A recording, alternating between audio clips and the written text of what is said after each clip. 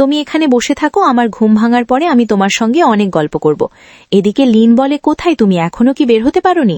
এদিকে ইউকে আর কতক্ষণ আটকে রাখবে?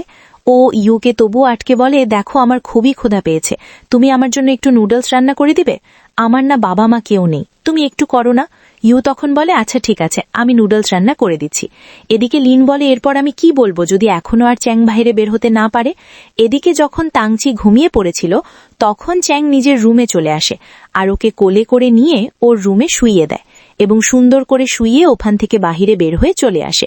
এদিকে ইউর জন্য নুডলস তৈরি করে ফেলে মাত্র কয়েক মিনিটেই। আর লিন যখন দেখে যে ইউ এত দক্ষ রাঁধুনি তখন তো অবাক হয়ে যায়।